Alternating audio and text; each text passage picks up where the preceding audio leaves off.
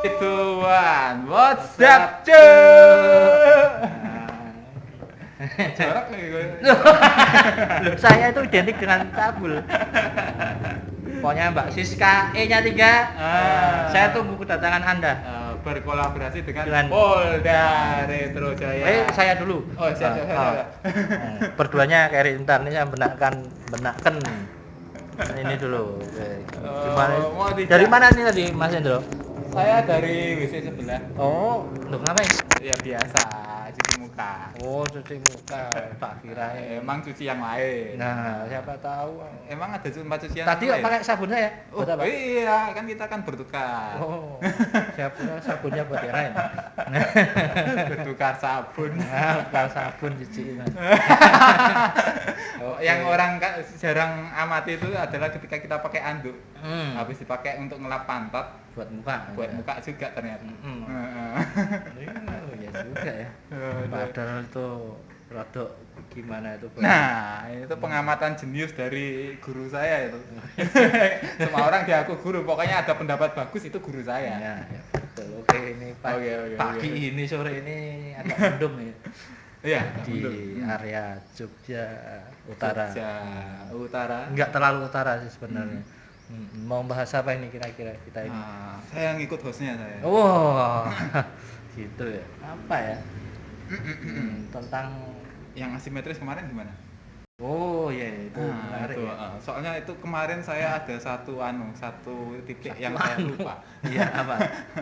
Jadi ya, gini, oke bahas asimetris ya. Nah, jadi asimetris itu sebenarnya itu kalau dalam satu satu kalimat itu, itu adalah perang yang belum semua orang tahu. Nah, gitu. Makanya Yang padahal padahal ya itu udah digunakan sejak lama sekali. Gitu. Jadi ketika urusan sama perang yang belum semua orang tahu itu metodenya kayak apa gimana, salah satu cara untuk menangnya adalah ya semua orang harus tahu. Ketika semua orang udah menerapkan yang namanya perang asimetris itu, ya perang itu udah nggak asimetris lagi. Soalnya semuanya pakai cara itu. Kayak gitu. Udah konvensional gitu. oh jadi konvensional ya. Kok sekarang kan perang asimetris termasuk perang modern ya. Udah nggak zamannya lagi pakai pesawat Ya. RPG atau apapun itu. Tapi sebenarnya kayak yang Mas Adi kemarin ngomong itu, dibilang modern ya enggak. Soalnya kalau di runut ke sejarah seperti yang kita kemarin ngobrolkan itu, ini kan zaman Yahudi Romawi dulu udah dipakai sebenarnya, zaman Zealot itu udah abad berapa Masehi, sebelum Masehi malah. Itu malah udah diterapkan, terus diaplikasikan, terutama kita kenal waktu zaman VOC. Itu kan VOC kan kita kenalnya di video editing perang, yaitu salah satu bagian dari perang asimetris. Adu kambing ya Mas ya. Adu kambing. Bentar, mic-nya sebelah mana nih? Oh, agak kesini nih. Jadi intinya ketika kita menggunakan strategi perang ini, Ya. kita bisa mengurangi pemborosan di pihak kita. Nah, tapi kita bisa bikin lawan kita boros minta ampun. Atau langsung KO ya. Langsung KO itu juga bisa. Dan kita cuma apa kalau Tinggal duduk diam. duduk manis kayak gini kalau tinggal cara ngopi. Ngopi ngerokok kayak lho. Nah. Kalau cara Jawane itu kayak lho gelutan dhewe. Nah, Itu loh pada mampu berantem sekretaris. sendiri. Nah. Ya kayak gitu. Jadi ini memang bisa dibilang ini salah satu yang paling jitu lah untuk melawan, terutama untuk yang mereka-mereka yang lebih besar dari kita gitu. Kayak misalnya kalau kita mau lirik ke sejarah itu, Belanda itu besarnya seberapa sih? Orang Indonesia ngumpul di sana, berak bareng, pipis bareng, udah banjir sana. Tapi kok bisa Nusantara gedenya seperti ini dikontrol oleh negara yang kecilnya seperti itu? Dengan sistem adu kambing tadi. Adu kambing tadi itu banyak sekat dipasang di masyarakat kita, jadi mudah gesekan, mudah berantem. Kalau secara doktrinnya perang asimetris itu simpel kok. Bikin lawan boros untuk sesuatu yang tidak perlu. Bikin opini mereka terbelah sehingga mereka konsolidasi politik sama militernya lemah. Terus ya itu bocorkan kekuatan mereka nggak dihancurkan, kasih bocoran gitu. Nah, ya kayak misalnya sistem. Waduh, jangan gitu. Nah, Mas Indro. Oh iya, Masuk siap, sini siap. duduknya ini. Terlalu canggih nih alatnya. Ini Tony Stark juga belum punya ini. Iya. Nah, jadi seperti itu, kayak misalnya kalau paling mudah untuk orang Jogja adalah ketika pecahnya Jogja Mataram ya, Keraton Mataram. Jadi Jogja Solo itu kan yang paling nyata itu yang kita lihat itu. Dimana di satu kerajaan itu kok bisa belah dua. Berarti kan ada perbedaan prinsip yang ya perbedaannya itu kita pasti ada. Tapi yang menjadi masalah adalah ketika perbedaan itu diperuncing. Itu kan ketusuk sakit. Kalau sakit kan konflik. Kayak itu. Jadi dibikin gimana caranya mereka itu bisa terpecah ya. Prinsip dasarnya DPD Impera itu tadi. Tapi secara teknis ya seperti yang kita bicarakan kemarin, ketika ada dua toko saling bersaing, satu didukung satu enggak, otomatis yang satunya mati dong. Nah, ketika satunya udah mati, dua ini sebenarnya kalau bisa bersatu, saya sebagai investor kalah. Tapi karena saya dukung satunya, ini mati. Nah, saya tinggal kontrol yang satunya ini dong. Itu akan lebih mudah buat kita untuk kontrol. Nah, kayak gitu. Terus yang satunya? Ya, yang satunya ya kan udah mati duluan.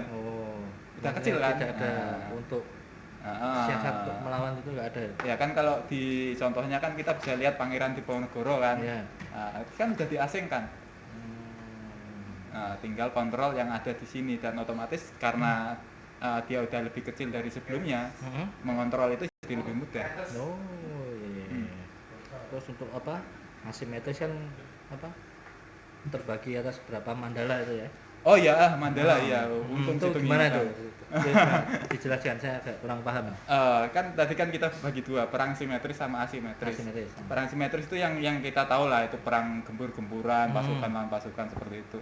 Nah, kalau di perang simetrisnya ini sendiri itu kan mandala perang itu ada 3 paling orang umum tahu, itu ada darat, laut, udara gitu. Terus juga setelah berkembang ada luar angkasa juga.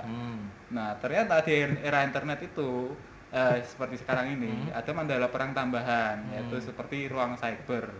Nah, tapi sebagian besar orang juga lupa bahwa ada mandala perang yang paling kuno. Ketika Mas Adi misalnya gini, mau ngelamar nih pacarnya Mas Adi nih, itu kan antara ngelamar enggak ya, atau waktu mau pacaran iki tembak ora ya. Nah, itu kan pertarungannya ada di mana itu Mas Adi itu? Ada di pikiran. Nah, di ruang berpikirnya Mas Adi kan. Nah, itu. Tembak dalam, tembak luar. Itu juga itu. Iya. Pertentangan itu. Bingung itu. Di dalam enak. Di luar takut. Jadi ketika pengambilan keputusan itu ternyata juga bisa dipengaruhi di alam berpikir orang. Jadi ada medan perang bisa dibilang itu darat, laut, udara, ruang cyber. Mandala kelima ini ruang berpikir manusia. Pacaran apa enggak itu juga di ruang berpikir kan keputusannya diambil. Terus kayak misalnya ini salah satu yang kita harapkan jadi sponsor kita. Bisa dapat gresek. Pemilihan merek sebuah produk itu kan juga ditentukan oleh salah satunya ruang berpikir kita. Misalnya ketika kita rokok A misalnya, kenapa kita memutuskan kita beli rokok A? Itu kan karena salah satunya adalah teman-teman kita ngerokoknya A itu tadi. Di jalan sering ketemu iklannya. Di jalan sering ketemu iklannya tiap hari. Jadi ruang berpikir kita penuh oleh si produk A tadi itu. Jadi kita kalau orang Jawa ngomongnya kelingannya, ingetnya ya A itu tadi, makanya beli rokoknya A. Itu. Jadi ada keputusan-keputusan dalam hidup kita yang itu bisa dipengaruhi oleh ruang berpikir kita. Jadi ketika ruang berpikir itu bisa dikooptasi, salah satunya melalui iklan, melalui tampilan, melalui berita, informasi yang diseduhkan secara terus-menerus ke ruang berpikir kita, otomatis kita secara nggak sadar ngambil keputusan itu. Dan terutama dalam perang asimetris ini itu paling banyak digunakan dalam perang informasi. Penguasaan atau pengkooptasian ruang berpikir dari sebuah masyarakat, individu ataupun negara. Jadi sangat apa ya, lebih ampuh kayaknya ya. Iya, Lebih ampuh, lebih irit. juga tinggal duduk manis kan itu kalau umpamanya kita itu. Ya, soalnya kalau perang konvensional kan biayanya sangat mahal kan. Ya, Satu rudal lah bisa buat beli 2 rumah. benar. Sedangkan ini cuma lempar gosip aja beres udah. Selesai. Udah rumah tangga sebelah hancur. Tinggal pakai senjata ini jempol. Jempol aja. Tik tik tik tik tik tik. Sen. Itu. Jempol, kalau yang jari lain buat yang lain. Jempol. Loh, maksudnya buat masak. Siap. Gitu. Mas Indro ini gimana? Berarti ini ya sangat pentingnya ya, di sini berbagi tentang ini sih ya, pengetahuan tentang perang asimetris seperti apa, jenisnya bagaimana, dan apa ya, ya saat ini dan sering digunakan juga sebenarnya. Ya, sebenarnya Sudah dari dulu sampai sekarang itu dipakai terus. Cuman tidak terasa. Tidak terasa. Karena perang asimetris kan antara ada dan tiada, ada tapi nggak ada. Benar. Itu piye coba, bingung kan? Sama. Makanya evaluasi yang paling besar yang dilakukan Kemhan itu terutama itu pasca 98. Jadi kalau teman-teman baca buku putih itu berarti kan Entah ada gento lewat. ada preman lewat tuh. Jadi di buku putih itu sebenarnya kan konsep satu pertahanan nasional yang semua warga berhak tahu, makanya dibikinkan buku putih itu. Itu. Jadi ya ancaman kita emang kalau perang itu kalau di buku putih itu bisa udah masuk ke kategori ancaman tidak nyata. Soalnya hampir nggak mungkin Indonesia diserang sama negara lain. Soalnya kenapa? Ya Indonesia tuh nggak punya musuh, semuanya berteman, gitu. Dan kalaupun mau nyerang Indonesia, yang jelas yang nyerang itu bangkrut. Nah, seperti itu. Oh, sini aja orangnya lebih ganas. Itu. Yang utang sama yang lebih ganas. yang ditagih, makanya kan juga. Tempat saya DC dibakar, Mas. Hidup. Takut saya ya, kampung situ ya. Makanya blacklist sekarang. Nggak ada kredit motor masuk tempat saya. Serem juga itu. Makanya kalau di dalam buku putih itu perang itu udah masuk ancaman tidak nyata, soalnya hampir tidak mungkin tuh hampir ya kecil banget lah kemungkinan terjadi di Indonesia. Tapi yang menjadi masalah adalah dan ini kita sering sekali bersinggungan seperti yang kita yang era 98 udah ngalamin ya, dari bensin dulu 700 tahu-tahu jadi 4.000 5.000 itu kan yo. Kalau kita sempat ngalamin kaget juga kan. Iya. Dulu walaupun saya udah masih SD itu 98 ngalamin saya. Siap. Beli dulu ondol-ondol 25 perak. 25 perak pernah ngalamin, kurang 25 kan. Salah omong saya. 25 perak saya beli layangan dia sempet saya keperucut nih. Aduh. Gitu. Jadi ranahnya itu kita tahu bahwa yang menghancurkan Indonesia bukan serangan fisik langsung dari negara lain, tapi justru serangan-serangan yang kayak misalnya serangan ekonomi, currency warfare, dan sekarang yang lagi gencar-gencarnya ini era sekarang ini information warfare. Jadi, iya sih. Ketika satu informasi bisa menyebabkan panik massal, seperti yang tahun 98 kan itu kan penarikan uang besar-besaran itu. Iya. Itu kan akhirnya menyebabkan rupiah jatuh salah satu itu. Dan Krismon juga ya negara juga kacau juga. Akhirnya keamanan kena. Gitu. Yang simpelnya seperti apa sih yang model asimetris ini? Itu kan kayak kalau kita ngobrol sama teman-teman itu asimetris warfare ki apa to, Dap? Ternyata ya sesimpelnya itu ilmu ne wong maling. Kalau kan pernah sama masing-masing ditanyain tuh asimetris warfare itu apa sih gitu. Itu satu. Kalau saya simpel aja satu. Asymmetric warfare itu adalah sulap. Every magic has a trick. Nah, ketika kamu bisa melakukan magic itu, sulap itu ke publik luas, kamu bisa menerapkan asymmetric warfare dengan cara yang paling mudah, simple dan paling murah. Misalnya gini, yang kemarin Mas Unggul bilang harga emas naik kan? Sebenarnya kan magicnya kan ada di satu titik. itu orang berpikiran bahwa harga emas yang naik, harga barang-barang naik, dan itu diberitakan di berita-berita kan, wah naik nih harga barang-barang nih. Padahal yang naik bukan harga barangnya, tapi nilai mata uangnya yang turun. Pasti. Nah, gitu. Harga emas dari dulu sekilo emas ya segitu. Nah, kalau simpelnya ya, teman saya tuh kakeknya haji. Nah, dan ketika dihitung emas, biaya haji zaman kakeknya sama sekarang itu ya sama. Oh ya. Sekian gram itu. Nah, gitu. Jadi bukan harga emasnya yang turun, tapi nilai mata uangnya yang turun. Triknya di situ ya, menurunkan mata uangnya. Karena kita sudah sering ya tadi alam berpikir kita, ruang berpikir kita tuh sudah terkooptasi bahwa yang naik harga barang. Karena apa? Tiap hari kita dikasih info berita bahwa yang naik harga barang.